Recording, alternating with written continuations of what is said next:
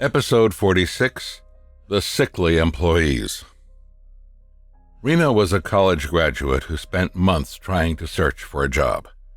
After months of setbacks, as Rena was on her living room couch looking for jobs online, she received an unexpected call from a company that became her savior to many jobless months. Rena had no idea then that the company would take her on a haunting roller coaster ride. So, her first day on the job finally came. Although perspiring with nervousness, Rena settled in quick after seeing how friendly her boss, James, and her manager, Jansen, were towards her. Her colleagues also couldn't be any better. They were approachable and made Rena grateful to wake up every day to head to the office. During her mingling sessions in the first few days, she found out that there were a few other employees who joined right before her. Rena felt that it was nice that although the company wasn't doing well, James and Jansen were continuously hiring individuals and providing opportunities for those struggling to find a job.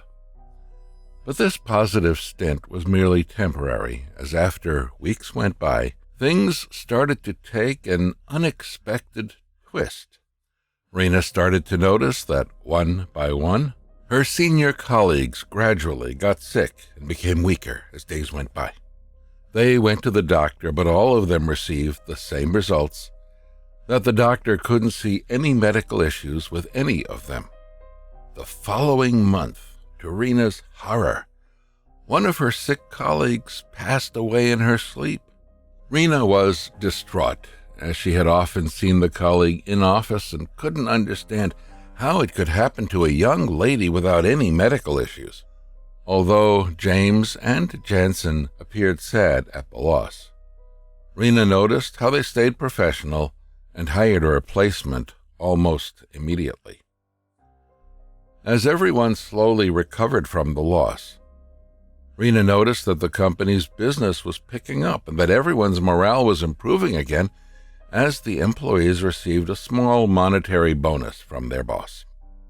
However, the morale recovery was only short-lived, as another sick colleague passed away in her sleep 2 months later. Rena was confused and distraught at how it could happen again after a second colleague passed away without any medical complications. Rena pondered over the possibility of overworking, but very quickly realized that never had she seen any of her colleagues having to overwork for the company, and noticed that everyone was always able to leave the office on time. A few weeks later, although the company's business was rapidly picking up, the employees were never truly happy again as they were before. Not because their workload increased, but at the news that one of their colleagues who recently resigned had passed away as well. That's when Rena felt that something was really wrong and no longer wanted to be part of the company. So Rena told her manager Jansen that she was close to and had grown fond of over the months that she worked at the company, that she wanted to resign. Initially, Jansen told Rena to stay and give it a few months, as he didn't want to lose a staff member. And more importantly, he wanted to continue seeing Rena in the office, as he too had grown fond of her. But as Rena was eventually insistent, Jansen eventually gave in and accepted Rena's resignation. For nights, Jansen thought about Rena's resignation and thought about how he could no longer keep the secret. He thought to himself that the secret had been going on for months, and that he really wanted to tell someone he could trust. A few days later, Jansen decided that it was time that he revealed to Rena and that he would accept the wrath that would come his way. So, one morning on Rena's official last day in the office, Jansen pulled Rena aside and told her the truth. The truth about what had gone on with the company for the past few months. Jansen laid out all the secrets, that the company was previously doing badly right before Rena was hired. However, As they were on the verge of bankruptcy, Jansen shared that James made a deal with the devil.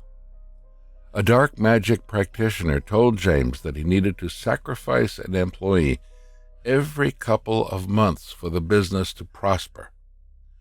He would just need to give an employee's name every 2 months, and that employee will gradually fall sick and pass away. So James knew that he couldn't carry out his plan alone. So he thought about who he could trust to help him do his dirty work. That was when he decided to work with Jansen on his scheme, and all he wanted Jansen to do was to help him hire desperate individuals who needed a job and wouldn't think too much about the sickly employees within the company. Although Jansen hesitantly agreed as he was promised a share of the riches, he eventually couldn't bear seeing how good and hard-working individuals would just pass away. Jansen then shared with Rena that there was no running away from the company after signing the contract. So the employee either dies while working for the company as a form of sacrifice, or dies once they resign from the job as a form of revenge for leaving. Jansen then told Rena that he regretted everything, and that the only way to survive was to destroy the deal through the help of a spiritual healer. Rena agreed to help, and they eventually found a spiritual healer from a family friend. Rena and Jansen told the healer about what was going on with the company. That was when the spiritual healer told him that the only way to demolish the deal is to go to the heart of it, where James did all his prayers to the devil, located at the basement of the office building. It was a room that even Jansen had no idea where it was, even though he was part of the plan. Jansen never knew that there was another room besides the janitor's room at the basement, even though he had been working there for a long time. The healer then explained that the reason Jansen didn't know was because the doorway to the room cannot be seen by the naked eye. Although Rena and Jansen didn't exactly understand how it would all work out, the pair agreed to meet the healer that Sunday afternoon when there was no one around.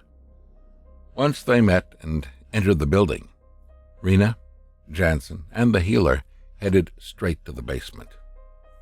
At the basement, all they saw was a long, narrow corridor with only a door for the janitor's room. The three of them walked straight and all the way to the end. The healer then used his left hand to tap on a plain wall on the left side. He closed his eyes, looked down, and began to say out his prayers while Rena and Jansen stood there, silent. The healer then told Rena and Jansen to close their eyes and put one of their hands next to his and close their eyes as well. Together, they whispered a set of prayers before they eventually reopened their eyes.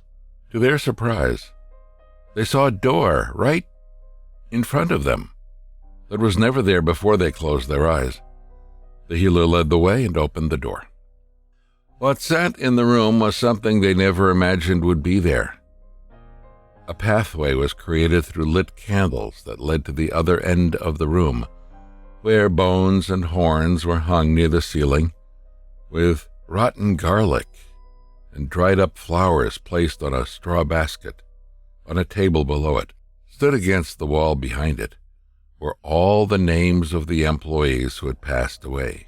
The names were stroked off, as though it was some sort of a checklist. The last name on the list that was struck off was the latest employee to have passed away. Below it was another set of names, and right at the top of the unstroke list was Rena's name. With that, they all knew that Rena was the next one to be sacrificed. The healer then asked the help of Rena and Jansen to throw spiritual water all throughout the room as the healer began praying again. Although Rena and Jansen couldn't notice anything out of the ordinary in the room's atmosphere, they turned to look at the healer and noticed that the healer had his eyes closed with veins popping out from his temple and neck. He was perspiring and was beginning to hyperventilate as though he was going through excruciating pain, seemingly trying to fight off something demonic. But eventually, with a loud scream, the flames from the candles all went out. The healer opened his eyes and proceeded to help Rena and Jansen to splash more spiritual water throughout the room. He read a set of prayers, took down all the items in the room and put them in a large trash bag.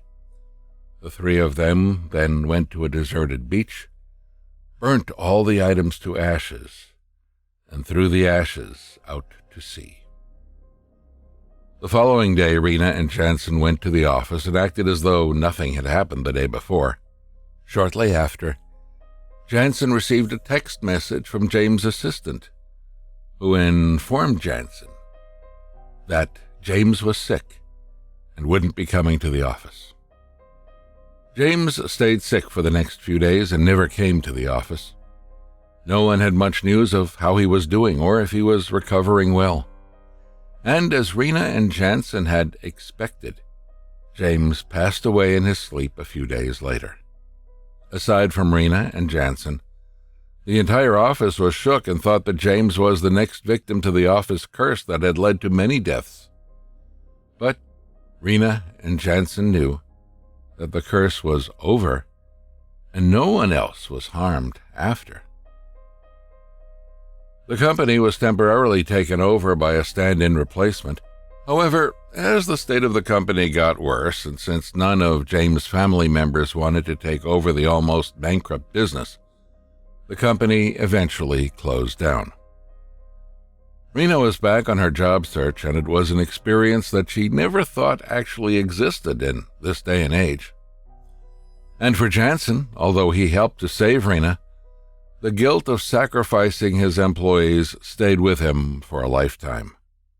Looking back, Jansen couldn't believe what he and James were willing to do, the extreme measures they took, just to have the life of riches.